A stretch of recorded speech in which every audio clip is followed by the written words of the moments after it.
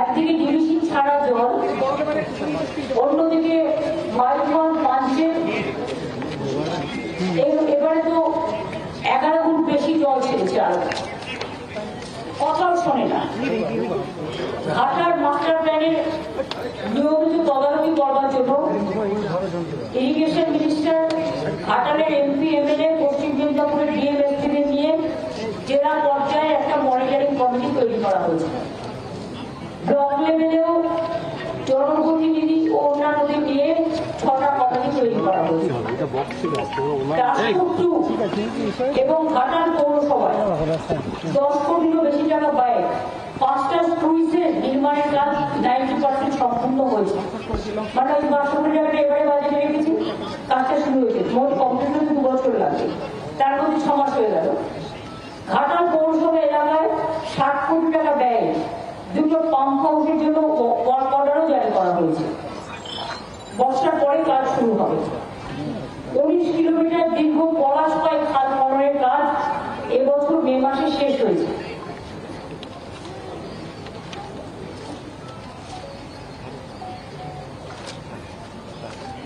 Old Kosi, ষোলাতপা খাল এবং পুরানো ষোলাতপা খাল সহ মোট 25 কিলোমিটার নদী ড্রেজিংয়ের জন্য অর্ডার দেওয়া হয়েছে। অন্যান্য নদী ও ড্রেজিং ও টেন্ডার প্রক্রিয়া সম্পূর্ণ হয়েছে, চূড়ান্ত পর্যায়ে আছে। ঘাটাল পুরসভা এলাকায় শিলাবতী নদীর বাম পাড়ে 3.5 কিলোমিটার দীর্ঘ গার্ডওয়াল নির্মাণের জন্য যে জমির পরিমাণ, সেটাকে যতটা জমি কমানো যায় আমরা দেখবো, আর চেষ্টা করব যে মানুষকে উচ্ছেদ না করে যদি কোনো রকম অ্যাভয়েড করে অল্টারনেটিভ কোনো রূপ বাঁচা যায়, সেই জন্য স্যাম্পল সার্ভে শুরু হয়েছে। 84টি নতুন কাজ, যেমন স্লুইস, সেতু এবং ড্রেজিং সহ অন্যান্য কাজের জন্য মাটি পরীক্ষার জরিপ এবং নকশারও কাজ চলছে। এগুলো 2025 সালের নভেম্বর মধ্যে চেষ্টা করছি, মানে বর্ষাটা না করলে তো সার্ভেগুলো হয় না, সুতরাং সেই জন্য আমরা এটা অপেক্ষা করছি। এছাড়া একটা কথা আমি বলি যেটা হচ্ছে অনেক কৃষকের জমি বিভিন্ন জায়গায় বন্যায় ডুবে গেছে, আলু চাষি, পাট চাষি, কিন্তু আমাদের পশ্চিমবঙ্গ সরকারের একটা ক্রপ ইন্স্যুরেন্স স্কিম আছে, যেটা প্রতি বছর যাদের জমি ডুবে যায়, কৃষকদের জমি বলুন, ধান বলুন, পাট বলুন, আলু বলুন, তাদের সবাইকে আমরা ইন্স্যুরেন্সের টাকা দিই। এবং সেই ইন্স্যুরেন্সের টাকা কিন্তু যারটা ডুবে যায় তাকে দিতে হয়, আগে তাদের দিতে হতো। এখন এই টাকাটা, পুরো শস্য বীমার টাকাটা আমাদের রাজ্য সরকার বহন করে।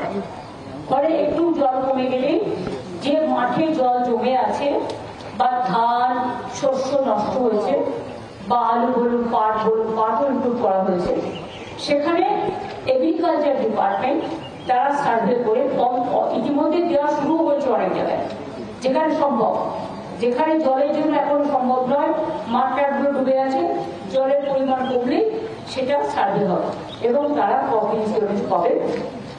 আমি চাষি ভাইদের বলবো, চিন্তা করার কোনো কারণ নেই, সরকার আপনাদের সাথে সবসময় আছে, পাশে থাকবে। কারণ দুর্যোগ একটা শব্দ শুনলে সবাই ভয় পায়, কিন্তু কিছু কিছু অঞ্চল আছে, আর বাংলা সবচেয়ে বেশি দুর্যোগে ক্ষতিগ্রস্ত হয়। দুর্যোগের মধ্যে দিয়ে মানুষের যেমন দুর্ভোগ হয়, আমাদের সরকারি কোষাগারও প্রায় শূন্য হয়ে যায়। আগে ফ্লাড এফেক্টেড এরিয়ায় কেন্দ্রীয় সরকার টাকা দিত, গঙ্গা অ্যাকশন প্ল্যানে টাকা দিত, গঙ্গার ভাঙন রোধে, নদীর ভাঙন রোধে, এখন সব বন্ধ। সবটাই আমাদের নিজেদের থেকে করতে হয়। এবং আমাদের, আপনারা জানেন, 100 দিনের কাজের টাকাও দিতে হয়, কর্মসূচি সেটাও বন্ধ। গ্রামীণ রাস্তাও আমরা তৈরি করি, পথশ্রীর মাধ্যমে যতটা পারছি কেন্দ্রীয় সরকার বন্ধ করে দিয়েছে সব। এছাড়াও বাড়ি আমরা আগে করেছি, বাংলার বাড়ি, যেটা গ্রামীণ আবাস যোজনায় হতো 45 লক্ষের মতো, আর এবছরও 12 লক্ষ করা হয়েছে মাটির বাড়ি, পাকা বাড়ি করবার জন্য টাকা দেওয়া হয়েছে। এছাড়াও আরো 16 লক্ষ মানুষ যাদের লিস্টে নাম আছে তারা পেয়ে যাবে, ডিসেম্বরে হাফ টাকা পাবে, মেতে তার বাদ বাকি টাকাটা পাবে। আর তারপর যেটুকু বাকি থাকবে সেটা আমরা বছরে বছরে করে দেবো। এছাড়াও আরবান এরিয়াতেও বাড়ির টাকা দেওয়া হয়, সংখ্যালঘু এরিয়াতেও দেওয়া হয়, ট্রাইবেল এরিয়াতেও দেওয়া হয়, সেগুলো কিন্তু এক্সট্রা আছে। সেই সংখ্যাটা আমি কিন্তু বললাম না, সেটাও প্রায় আরো 1200 লাখ হবে সব মিলিয়ে। সুতরাং আমি আজকে নতুন নয়, প্রতিবারই আসি এবং একবার তো আমার মনে আছে ঘাটালে 3তলা বাড়ি থেকে হেলিকপ্টারে করে মানুষকে নামানো হয়েছিল, সেটাও আমার মনে আছে। কাজে এই জায়গাটা পুরো একদম ডোবার মতো। আর বাংলাটা প্রবলেম হচ্ছে নদী মাতৃকা দেশ, আর পশ্চিমবাংলাটা ঠিক নৌকার মতো।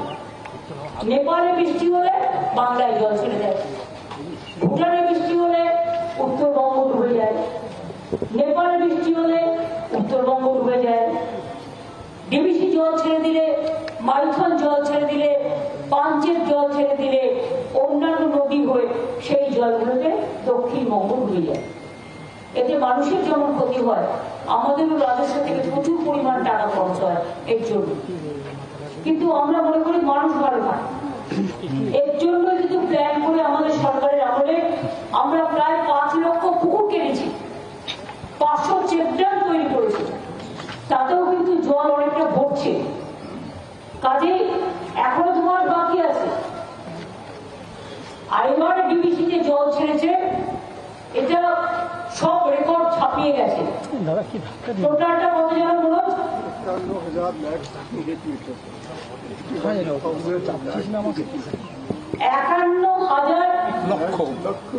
51,000 লক্ষ কিউবিক মিটার জল ছেড়েছে।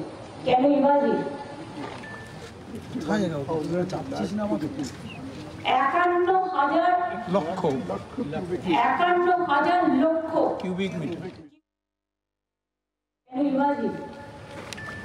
মানে ঝাড়খণ্ড যেন না ডুবে, বাংলা যেন ডুবে। তো তোমরা ড্রেজিং করছো না কেন? ওখানে ড্রেজিং করলে প্রায় 10,000 কিউবিক মেট্রিক টন জল ধরতে পারে, কিন্তু ওরা 20 বছর ধরে ড্রেজিং করেনি। মাইথন, পাঞ্চে বর্ষা হলে জল ছেড়ে দিচ্ছে বাংলায়। তো বাংলার কতটা সইবে? এই অত্যাচার আমরা সইব না। আগামী দিন আমি 2026 নির্বাচনের পরে এই ডিবিসির জল আমাদের এখানে ছাড়লেই কি করে ডিবিসির জলটাকে আটকানো যায় তার প্ল্যানিং আমরা করব। এতে টাকা লাগবে, বাট আমাদেরও দরকার হলে একটা ড্যাম করতে হবে। ওইদিকে জল ছাড়লে আমরা আমাদের ড্যামে দিয়ে আমরাও জল 15 দিনই পাস করবো। কারণ যতক্ষণ একটা কথা আছে, প্রবাদ, শিশু না কাঁদলে মা দুধ দেয় না। বলতে বলতে বলতে বলতে যখন ফেড আপ হয়ে গেছি, তখন এবার অ্যাকশন নিতে হবে।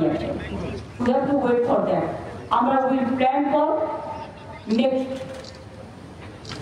এটাই আমাদের গেম প্ল্যান। আসাম 2 রাজ্য, আসাম সরকার টাকা পায়, দিয়েছে, বিহার দিয়েছে, বাংলা তো বঞ্চিত না। বাংলা হচ্ছে সব সংখ্যা, বাংলার সাথে সবসময় বিভক্তি সুলভ আচরণ। দেখছেন তো, আমি সাথে বিদ্যাসাগরের বাড়ি ওখান দিয়ে এলাম, যিনি বাংলা ভাষার উৎপত্তি স্থল থেকে নারী শিক্ষা, মহিলা বিবাহ সবকিছুই করেছিলেন, বাল্য বিবাহ, রাজা রামমোহন রায়ের সতীদাহ সংস্কার, রবীন্দ্রনাথ ঠাকুরের জাতীয় সঙ্গীত, বঙ্কিমচন্দ্রের বন্দে মাতরম, নেতাজি সুভাষচন্দ্র বোসের জয় হিন্দ স্লোগান, মাতঙ্গিনী হাজরার পিঠামণি ব্রিজ, আগে যখন ইউনাইটেড বৃন্দাবন ছিল, তাম্রলিপ্ত সরকার, ভারতবর্ষে যখন 3টে স্বাধীন সরকার গঠিত হয়েছিল দেশ স্বাধীনের আগে, একটা ছিল বালিয়া, আর একটা ছিল সাতারা, আর একটা ছিল এই তাম্রলিপ্ত সরকার। সব ভুলে গেছে। এখন বলছে বাংলা ভাষারই নাকি কোনো অস্তিত্ব নাই, বাংলা বলে কোনো ভাষা নেই। আবার বলছে টুইট করে আমি কেন বলেছি তাই আমাকে ন্যাশনাল সিকিউরিটি অ্যাক্টে অ্যারেস্ট করা উচিত। আমি যা ইচ্ছে করে যা, আমি বলবই। আর একটা কথা হচ্ছে এসআরের নামে, স্পেশাল ডিভিশনের নামে এনআরসি করার একটা প্ল্যান চলছে।